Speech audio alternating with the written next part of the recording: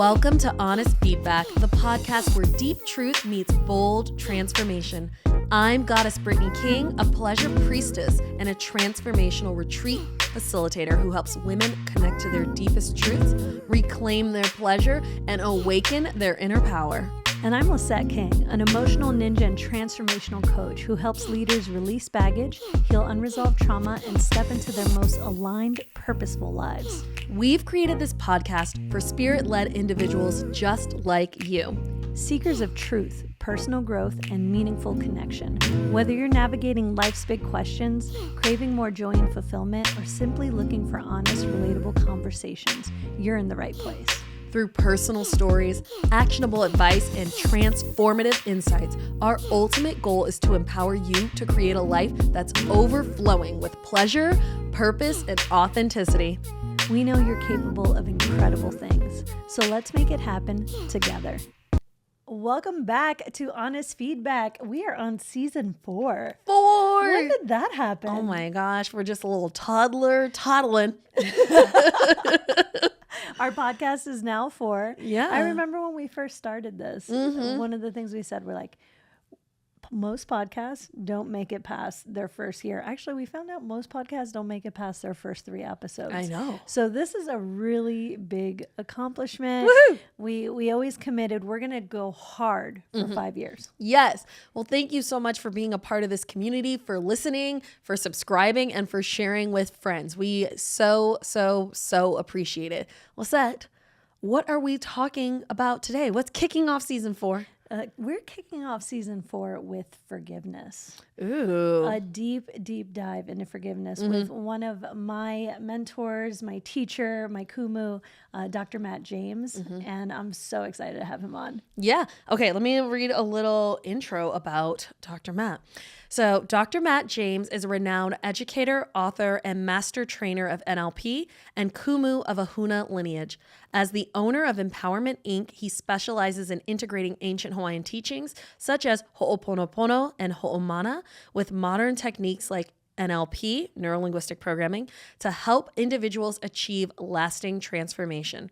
With over 30 years of experience, Dr. Matt is a sought-after speaker and mentor known for his compassionate approach to healing and his ability to bridge the gap between science and spirituality. He is passionate about guiding others toward forgiveness, self-discovery, and the realization of their highest potential. What I get, y'all. Yeah. I feel truly honored to learn from him and to learn from the lineage. And Ho'oponopono has changed my life in such a powerful way because there were things that I experienced as a child and throughout life, but pretty big T traumas that I did not know if I would ever be able to release the charge off of that or off the people. And Ho'oponopono is what I give credit to for allowing me to let that shit go. Yeah. It's created such a freedom in my life. Like I just noticed that my ability to forgive anything, all the wrongdoings in my past, and forgiving myself has just been so empowering to my life. I just walk through life a lot freer and lighter because of my ability to forgive. And Ho'oponopono was a gift for sure. Oh, I am so excited. Shall we give Dr. Matt a call? Let's give him a ring. Hello. Thank you so much for joining us. We have Dr. Matt here with us, taking his time out to share with us. Thank you so much for being here. Thank you so much for having me on. I really appreciate it a lot. So big time. Hey, absolutely. Well, we have shared some of like the high level things that you do. You run empowerment. In your own words, how would you say you are empowering the planet? Well, I fully believe that everybody has the capabilities within them to actually get rid of their own baggage. If they knew what it was, and if they knew some conscious approaches to activating that, we've all gotten free of baggage. The example that I use all the time is my daughter no longer being afraid of the dark. It's a common example, and kids don't need to go through an entire process to do it. They discover whatever the problem is, they have it within them, and that's really what we do. That's what we've been doing for 40 plus years now, helping people tap into the power that's already inside of them. So basically helping them empower themselves. That's kind of our mission. Yeah. Love it. That's fantastic. We have reached out to our audience, and there has been a big focus on forgiveness. And Okay. we know that you are a big proponent of Ho'oponopono, passing that on in your lineage. So, Yes. first question we have is, why is forgiveness important? So, first of all, a cornerstone of what we teach at the company is forgiveness. It is a huge part of release work, and the Western mentality of forgiveness is that forgiving someone somehow makes what happened right, not what they did, not what you did, but just the whole situation right. And really, forgiveness is overcoming the baggage and opening up the space to get the lessons. The lessons are what's super powerful. And to become a doctor of integrative psychology, I actually studied Ho'oponopono, not the prayer. I'm very grateful for the prayer. The prayer came out of a process, and the actual process itself helps you to deal with any situation, whether it's someone who wronged you, rebooting with a teenager. I have an 18-year-old and I have a 25-year-old right now. And sometimes I got to reboot with them. Your partners, the two of you, being able to use Ho'oponopono if you ever need to reboot. And then if someone passes away, allowing them to transition, to move on, and for you to be able to really, connect in with their memories. And forgiveness is not complicated. It really is just a process of asking for whatever happened, whether you know about it or not, to be let go, to be to cut, to the Hawaiian word oki, to cut from it, and to open up the space for the learnings, the lessons. And that's what you cling to, not what happened. I hope that makes sense. It does make sense. And it kind of leads into one of our questions, something that I feel particularly like about. So, a lot of times people say if you forgive without forgetting, then it's not like you forgave at all. And that can be really tricky for people to grapple with, especially like I have a complicated relationship with my father. In Mhm. my interpretation and perception, there were a lot of things that weren't of the highest light. And I have been he's been on my stage. I've been like, forgive, chop, chop, forgive, chop, chop. But I haven't forgotten, sir. I have not forgotten. Yeah. What do we do? So there was a post by someone that most people would know. He's called the Dalai Lama. And he said in it, forgive and never forget. And I read it. Now, I'm one of those weird people that I don't read the title and presuppose what's actually in the message. A lot of people do that. They've done that to my blog post, my podcast, and whatnot. And so I actually read it. And what he said in there is, I agree with 100%. And this also comes from the Hawaiian culture, which is, come on, you're never going to forget. If someone truly wronged you in the most horrific way, you're not going to forget. It's that your mind, when the situation comes up, goes to what did you learn from it, as opposed to what happened. And that's what it means to forgive and to forget. Now, a former teacher from our lineage, Sally, she said to forgive and to not forget is to never forgive in the first place. And I believe that the message that she was wanting to convey is, if you go, I forgive you and you fucked me over so badly, I'm never going to forget what you did. You didn't actually forgive, as opposed to, I would never want to go through that again. I had a stepfather. My mom's no longer with him, abusive on a bunch of different levels. I'm never going to forget what I went through. It's, what did I gain from that? What did I gain from going through that? So I remember what occurred, and yet my mind, because of forgiveness, goes to, I gain valuable lessons of how do I deal with my stuff before I talk to kids who don't understand what's going on at the level of an adult? How do I deal with students who are in their baggage that can frustrate you or frustrate my other team members? And I'm like, yeah, okay, I went through that, and maybe I went through that so that I can help other people navigate things. I'm always going to remember what happened. Is that the pendulum has swung to the side of, I'm remembering the value and the lessons that I went through. So yeah, I mean, the technique Ho'oponopono is never going to make you erase your mind or let go of whatever you went through.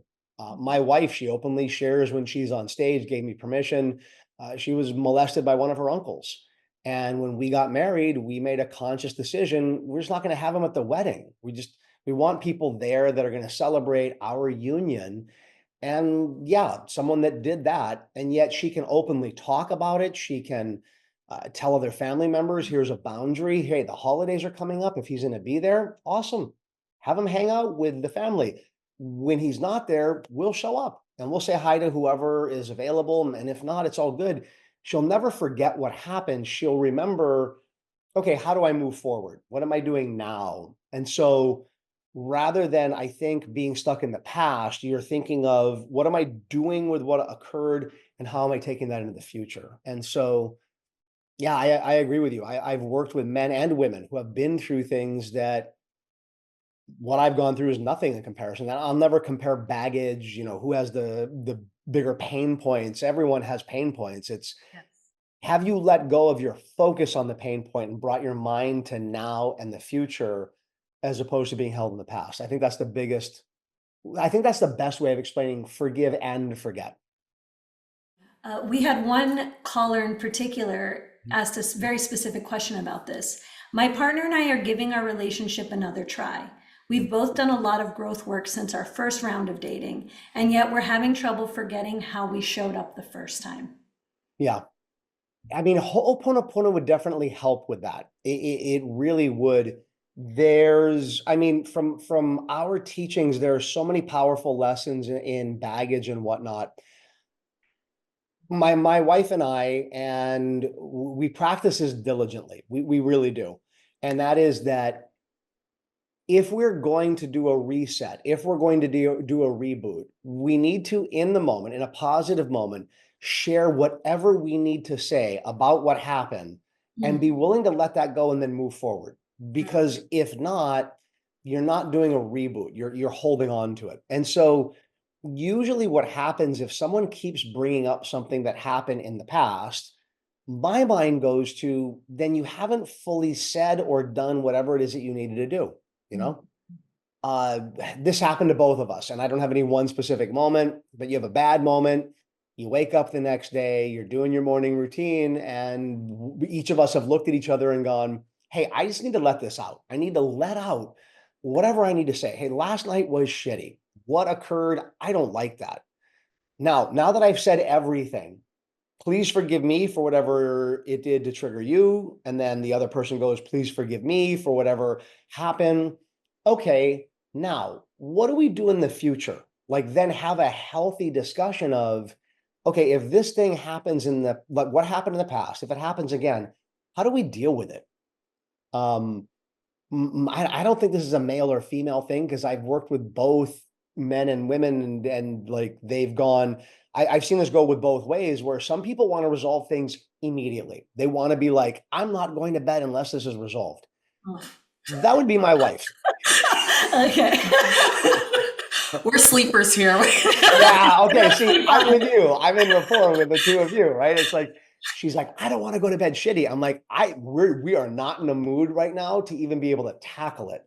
I would rather sleep on the air mattress. I would rather sleep on the couch, give you your space. I get my space. And we've kind of worked it out where if we hit a threshold, hey, let's take a timeout. Okay, timeout's done. Now we come back around in the moment. In the moment where we're ready to come back around, it's a very diligent practice of number one, I love you. And let's both admit what happened last night, not ideal. Awesome.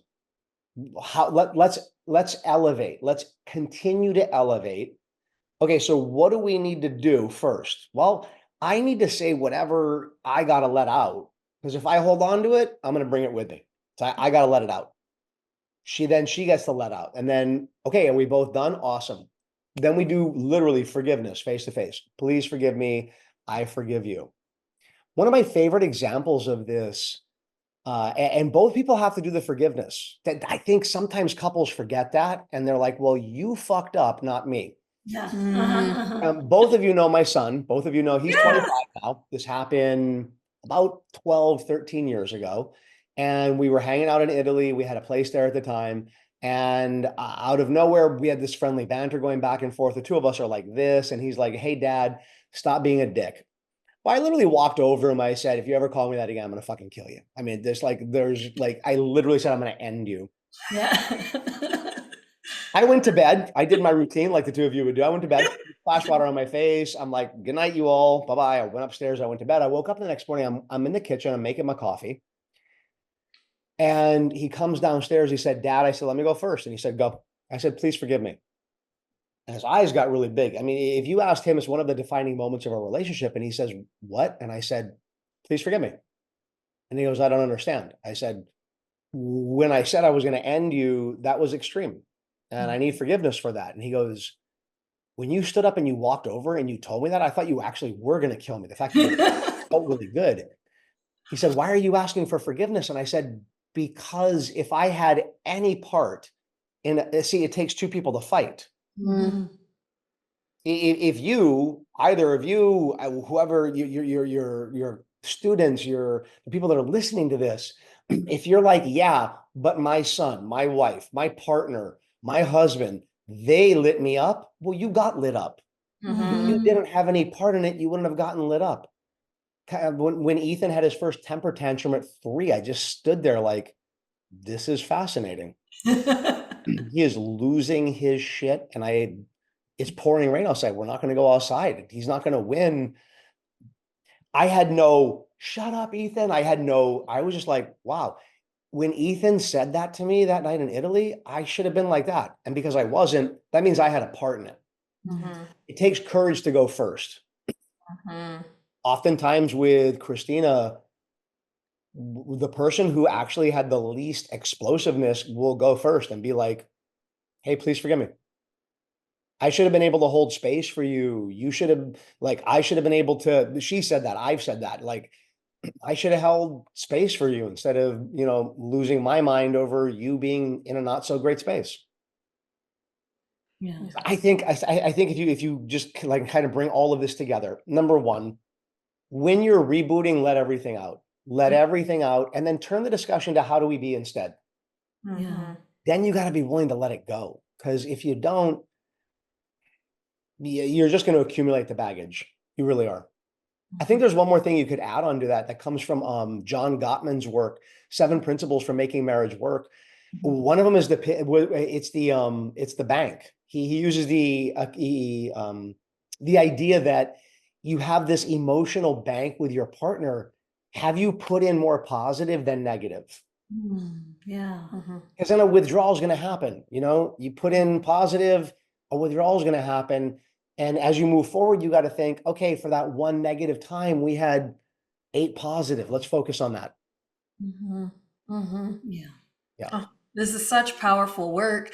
And for our listeners who do not know, Dr. Matt, this lineage came to him and his family. And so he grew up with these teachings around the kitchen table and has been in this work for a long time. And so I would love to just ask you, what has been like your most powerful convincer of Ho'oponopono and the gift of forgiveness? For me personally, or working with clients? Because For you personally. wow. Okay. I think for me personally is with my kid's mom, who you both know.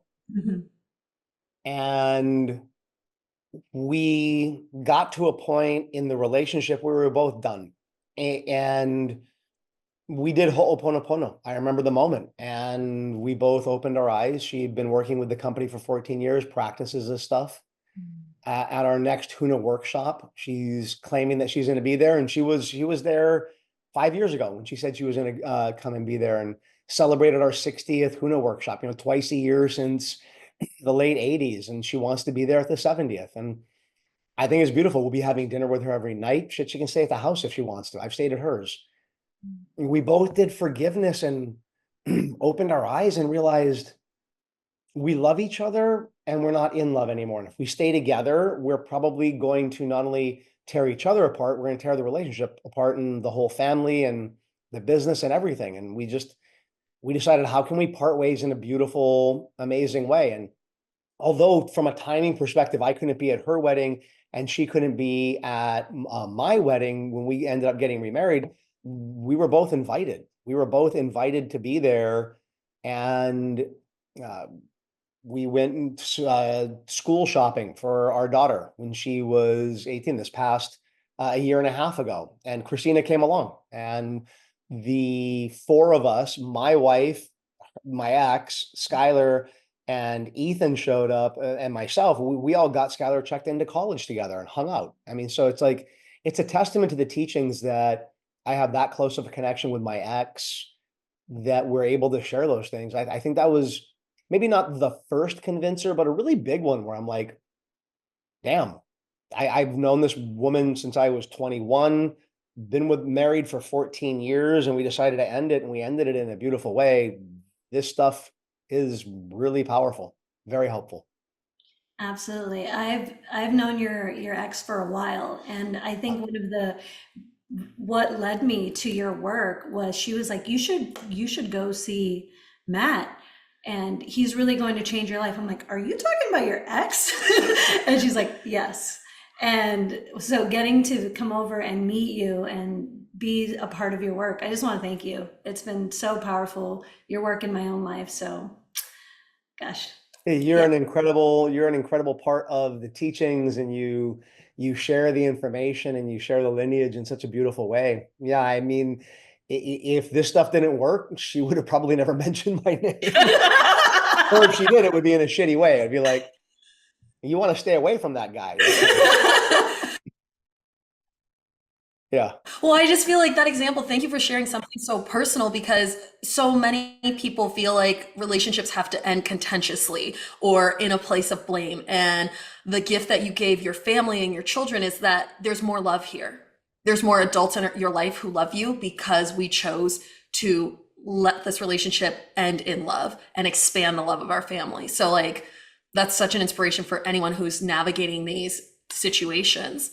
Something else that has come up is self-forgiveness. Where is this one? Okay. So Big when question I that I get can all the time. easily, Yep. yeah, I can easily forgive others. I have a hard time forgiving myself. I beat myself up. I'm hard on myself, and I struggle with compassion for myself. What can I do to be better at forgiving myself? Well, the process of Ho'oponopono it's a two-way process, right? So ancient languages were based on energy. And in the Hawaiian culture, you actually can't, in the Hawaiian language, you can't say, I'm sorry. Now I know you can open up chat, you can open up Google and type in, I'm sorry. What does it mean in Hawaiian? Well, if you actually know what the language means, they're not saying, I'm sorry. They're saying, please forgive me. It was called Ho'oponopono. You repeated pono twice. So it meant to become right with others and yourself. And so you gain self-forgiveness by not just forgiving others, but having others forgive you. And then your mind kind of goes to, well, I didn't do anything wrong. First thing I always ask my client, my students, my kids, I'm like, well, how do you know? How do you know you didn't do something wrong? I mean, we accidentally run over people's boundaries all the time. And if you do, you got to say, please forgive me. And so when someone says to me, I want to actually go through the process and I want to gain self-forgiveness, my response is, when you say to someone, I forgive you, you're only halfway done. You got to also say, please forgive me too. And you got to get the forgiveness in both directions. And that individual forgiving you is self-forgiveness, because whether it's face to face in your mind, the people that you encounter are a reflection of you. You're not actually experiencing them, you're experiencing your interpretation of them, which means they're actually a reflection of you. And anybody that has a sibling, we have anybody that has a sibling, we have disagreements over how mom is, how dad is, how that last holiday was. We have these disagreements. So people are not these static, fixed, immutable people. They are actually your interpretation. And so it's actually through forgiving others and gaining forgiveness from them that we get self-forgiveness. And then I think the second thing is really focusing in on the lesson. So many people, they focus on what occurred rather than the lesson.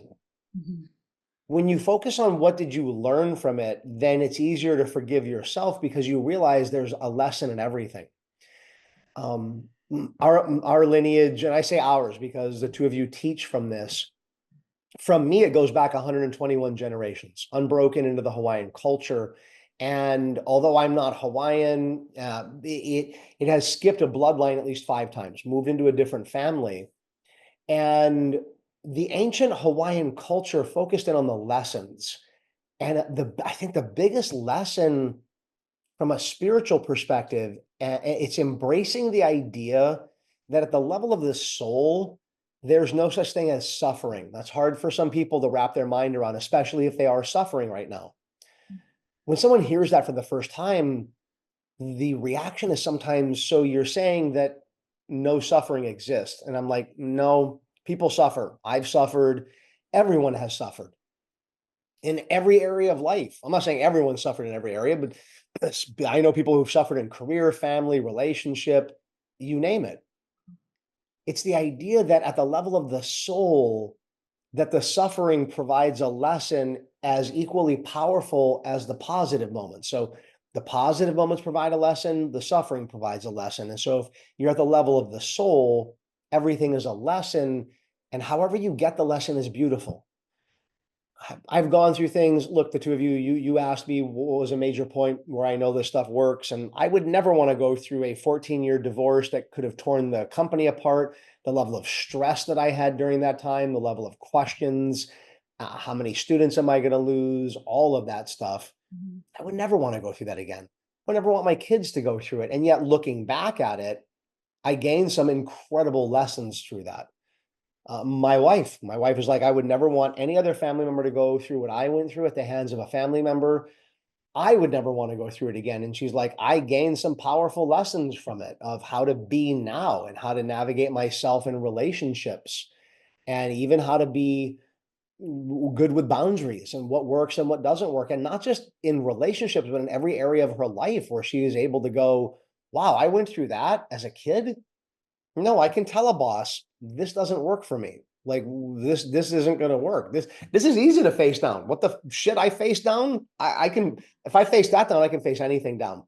And what people sometimes get locked into is they go, yeah, but what happened is bad. That's true. What happened is horrible. That's fact. I would never want to go through it again. Neither would anybody. What did you learn from it? What was the lesson?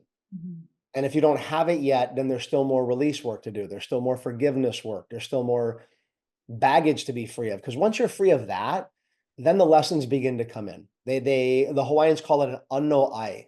7 consonants and 5 vowels in the Hawaiian language. So everything is metaphorical. Unno is seed and ai means to eat it. Well, some seeds, they start to sprout overnight. Some seeds take years to sprout. It's the idea that you've taken the lesson in and you're going to cultivate the lesson rather than cultivating the pain point. Yes.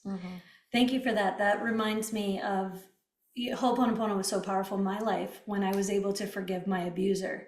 And the gift wrapped in sandpaper that I yielded from that was, if I can get over that, I can help anyone get over it. Yep. And that's the gift I carry with me every day. I'm like, show me your worst. I know we're going to get on the other side of it. Yeah. I mean, that's really, I would never want to go through some of the things that I went through. And you're right. It's helped me to hold space for other people, have non-judgment of what someone else is going through. You know, I've worked with men and women who are so angry because of something that happened. And I'm like, I've been there. I can empathize with you. And I can see that when you get through this and get to the other side, everything's going to be amazing. Everything is going to be incredible for you. Yeah. Yeah. I know you studied this a bit. What happens if you don't forgive? Like, what if you just like, I'm gonna hold on to it because I had a woman in Los Angeles say to me, I don't want to forgive my ex because he doesn't deserve to be forgiven. And then I had to respond to her, and I looked at her and I went, in what universe does you holding on to something cause another person to suffer? Like you're wanting to pay him back? Forgiveness is the sweetest revenge, I said to her. And it's kind of fucking twisted, but it's true if you think about it. If you can look at someone who wronged you and be like, hey, I'm good. What happened was fucked up and you're gone. And like, in some way, without it being sympathy, or I'm never going to go back on how I think of my wife's uncle. it must suck to be the only family member that doesn't get to come to certain gatherings like our wedding. He must sit there alone and go, wow, I mean, I don't feel bad for him. I don't feel good for him. I'm not celebrating it. I'm not wishing things were different. It is what it is. He created that karma, and now he needs to live with it. And I think the most beautiful, the most beautiful revenge is my wife being able to go, I'm good talking about him, and I'm good saying there's no boundary.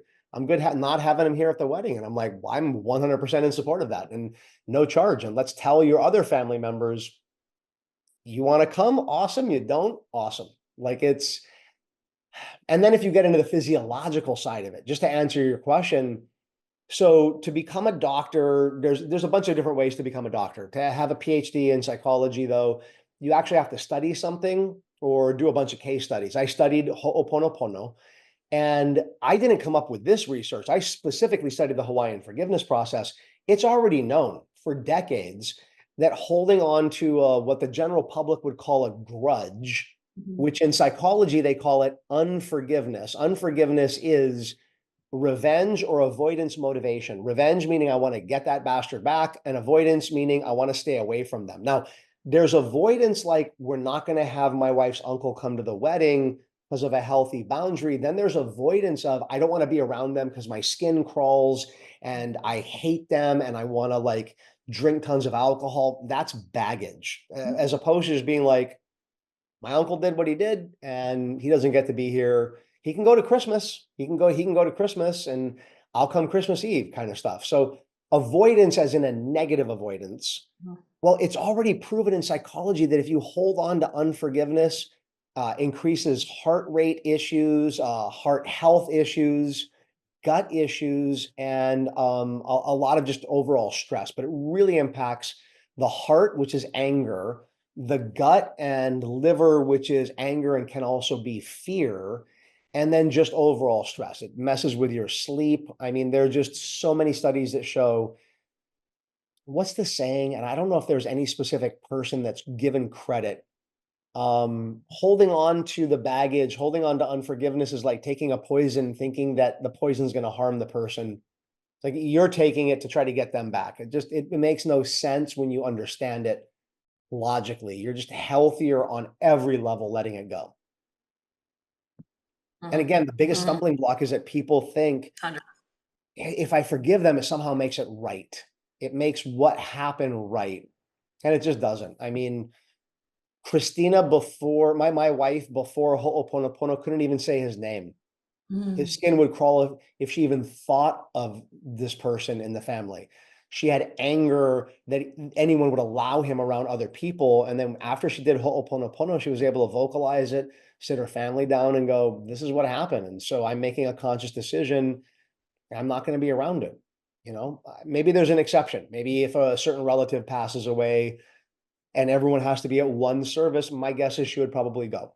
And if it's our celebration, one of our birthdays, we get to choose who goes. That's the beauty of it being your birthday, your moment. Yes.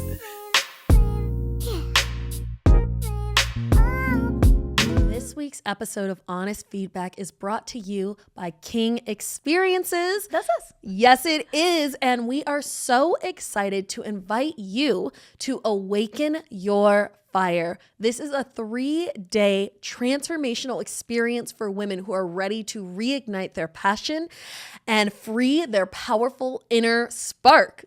Oh my God. We are going to serve some magic here where we will be serving some Ho'oponopono. Yes. And Brittney will be leading through connecting with yourself. We're doing a vortex ceremony. It's going to be so special. It is going to be the event of the season. So if you have been feeling the call, if you are desiring to connect to your passion, connect to your purpose, to stand in your light and allow yourself to be your biggest, brightest self, this event is for you. And we are having early bird pricing through the end of January. So click the link below, check us out, and join us at Awaken Your Fire. Yeah. Well, I want to kind of extrapolate because you mentioned something before, karma. And yeah, could you talk more about karma and like from your lineage, our lineage's perspective of like, what is karma? Who enforces karma? Is there a karma police out there? My dad had my dad had a really messed up joke. He said, if there was a god that was in charge of enforcing karma, that would be like the shittiest job. You know, you wake up in the morning and you're like, oh, Matt really fucked up. Today's the day where I'm gonna get him back. He's like, maybe the first few days it would be fun, but after that, it's just kind of boring. So these terms are not Hawaiian. Mhm. There was no specific term for karma. You had to explain it with a bunch of different sentences. So we're obviously borrowing terminology that comes from India. So dharma is your life's path. It's what you're meant to go through in this lifetime. And any spiritual teacher will say, we picked all of our experiences already. Like everything that we're going to go through, we're like, here's what we need. Here are the lessons that we're going to get. And Deepak Chopra said it really well. If you get the lessons in second grade, you go to third grade. If you don't, you stay in second grade. And I think that's a good metaphor for everything, for relationships, for career, for family, you name it. Okay. Karma just literally means action. So many people have difficulty wrapping their mind around it because they go, well, I don't want any karma. Well, you woke up this morning and if you chose to brush your teeth or you didn't, you just put karma forward, you know? You're either increasing the likelihood of a cavity or you're decreasing the likelihood of a cavity. Either way, that's karma. So karma means the karma means action. And what karma means is that everything you do, and here's the Hawaiian concept of it, energetically, mentally, emotionally, and physically, everything you do puts an energy out there, which in India is called a karma. Well, energy's got to do something. It's got to either impact your environment or come back to you, which I guess either way, it's the same thing. Because if you change your environment, that's going to somehow impact you. You know, if I go around and change all the light bulbs to make sure they work tomorrow morning, I have a good karma. My lights go on. If I take a bat and knock out every light bulb, I have a bad karma. Tomorrow, I'm going to wake up and there's not going to be any lights on. Either way, there's an action, you know? And if you're like, well, you don't change any light bulbs and you don't break any of them, some of them go out naturally. That one over there is out. So that one I need to change. So they go out naturally. So even not doing something, there's going to be a karma. So the question that I ask myself and I ask of my students is, are your actions spiritually, mentally, emotionally, and physically putting the energy out there that you want to receive back? That's karma. So when you loop this back to forgiveness, or we've all screwed up. We've all said the wrong thing, gone overboard. We've all done something with a little bit of intent, sometimes a lot of intent to get that person back. And Been there. yeah, we've all been there. You know what I mean? Huh, you ignored me last night. Well, I'm going to hold on to that one for a week. And then next time we're on a date, I'll show you what it's like to be ignored. You know, it's like fucking childish shit that we did. Well, we put that energy out there. So we want forgiveness for that. So that's why I tell people, if you forgive others, you begin to forgive yourself. There's two types of forgiveness if you look at it big picture. I'm going to use the clinical terms and then I'll put it into plain English. There's episodic forgiveness and trait forgiveness. Episodic forgiveness means you had a shitty thing happen that either you did or got done to you, and you forgive for that moment. That's an episode in life, episodic forgiveness. Trait forgiveness is that you're just more of a forgiving person. And the way to become a forgiving person is through forgiving specific instances. So to get trait forgiveness, you have to practice it. People aren't just born with something. They got to do something to get there. And so I always tell my students, you know, people come up to me, and if you've known me for a while, I've had people say, you are one of the most forgiving people I have ever met. I did X and you were just like, you're good, and you move on. They're like, how did you get there? And I'm like, I was not born that way. I wasn't born a forgiving person. I was a teenager who wanted to get everybody back, especially my father. You know what I mean? It's like, I had a fucking list. I mean, not literally, but pretty close. Yeah. I began forgiving for specific experiences. And all of a sudden I found myself, when I would encounter someone crossing a boundary, I would look inside and go, I'm just not as angry anymore. I'm like, I fucked up before. They're doing the same thing I did, just in a different context. So I want forgiveness. I should forgive them. And there's all of a sudden it becomes more of your personality. Mm. Yeah. Amazing. Well, we have a question that's a bit of a lateral chunk. Let's go. Wait. Let's go. Energy. Okay, yes. Because you are a master of energy, the question that came in was, can you share why it's important to get permission before doing energy work on someone? Yeah, I get this question a lot, and I'm sure the two of you do when you run your courses and from students a lot. Okay, so let me be totally blunt. Yeah. You don't need permission. You can do whatever the fuck you want. Great. Yeah, it's great as long as what you're doing is right for you and right for the other person. How will you ever know unless you get permission? Mm-hmm. When I tell people that they need permission, it's more for their safety. So if I was going to say to the two of you, you should get permission, it's more for your safety, for your own karma. Because here's the deal. If you go do something without permission, you're telling the universe outside that people have the right to do that to you. The problem is that sometimes you need other people's help and sometimes you don't. So, and I'm pretty sure that my wife would be okay with me sharing this. When she was a kid, her family did energy workshops. They actually did, not from Huna, not from Hawaiian, but from Vietnamese culture. And they actually ran international workshops and taught people energy work. And their teacher, with all positive intentions, said, if you see someone suffering, you have a requirement to send them energy to help them. And when I got together with her, I said, let's have a discussion about this. Shortly after we had been together, my father passed away. My father passed away a little while ago. And I found out when I was at a restaurant with two other team members. So if the two of you were sitting at the table right across, what you would have seen is a person being consoled by two other people crying into their napkin. I had natural sadness, and my dad just passed away. And forgiveness doesn't mean you go, oh, he's dead. Awesome. You know what I mean? It's like I was letting my emotions out. Well, if you did something that you learned from energy to stop that, I needed to let that out to begin to get my lessons and to go through the grieving process. Why the fuck would you stop that? Right? From the outside looking in, you might be going, oh my God, that guy is suffering right now. Let's send him energy and help to ground him and to stop him from crying. He must be embarrassed. Meanwhile, I was beginning the grieving process. I was beginning the process of, I want to let this out. I don't want to form any baggage. I don't give a shit that I'm at a restaurant.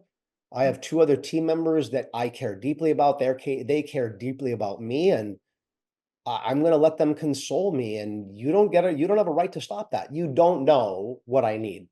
Now, if one of them had said, may I ground you? And I said, yes, then that means I need it. And with permission, then they can do it.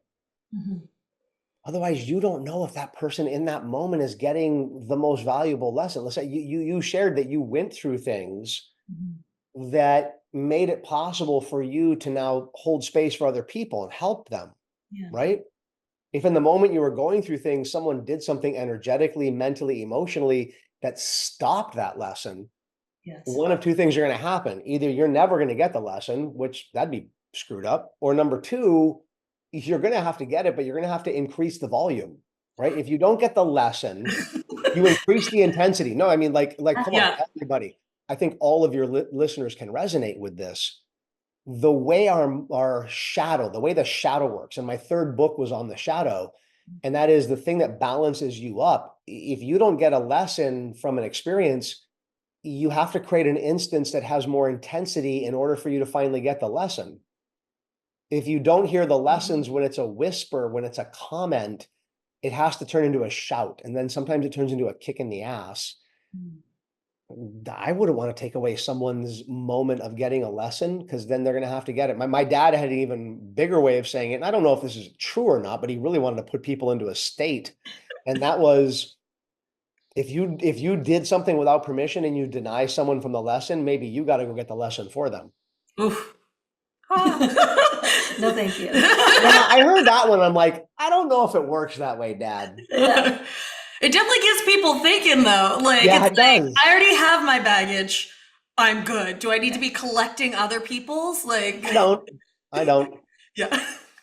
I had a student who was, we just ran a HUNA on the mainland in San Diego. We do that every December. And a student came up to me and was dealing with some generational, personal and genealogical baggage. And her baggage had gotten lit up. And I looked at her and I said, "How can I help you?"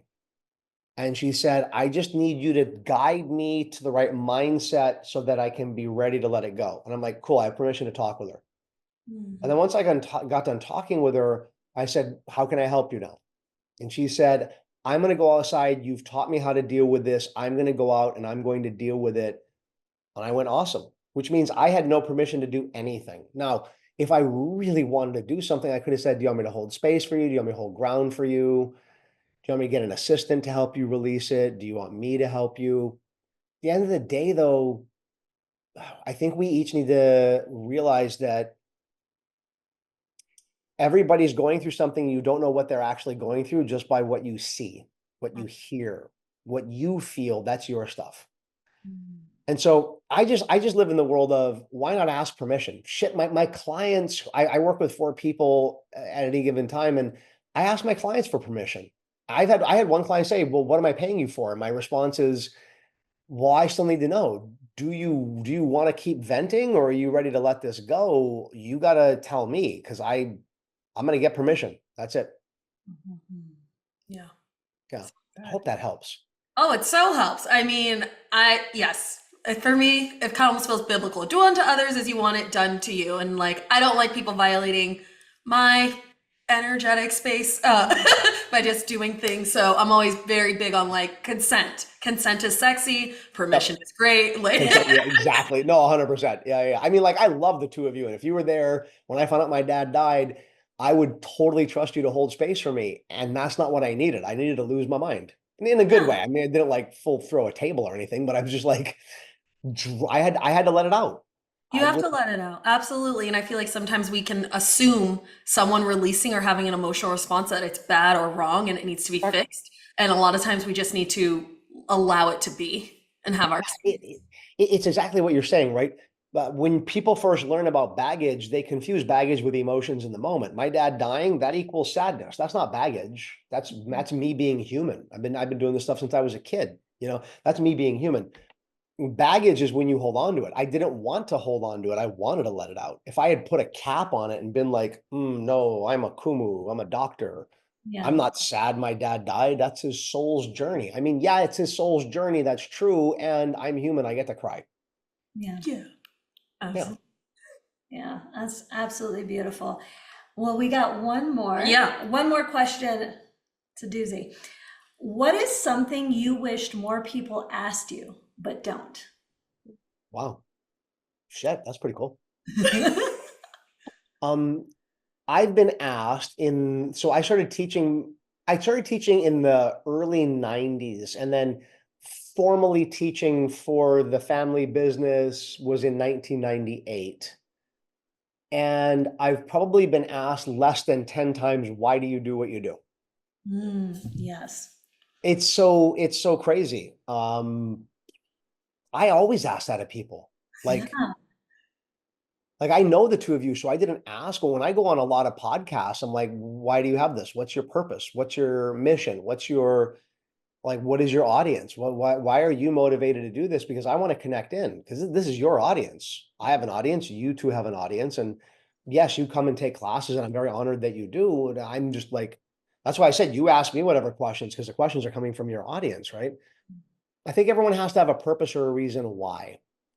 And My kids are two huge reasons why I do what I do, because they each individually went through things that were very challenging for them, that could, from many different viewpoints, trauma. I mean, and not at my hand. My daughter lost her best friend to leukemia when she was in first grade, and the two other kids that were the closest to the girl that passed away, they're not doing well right now.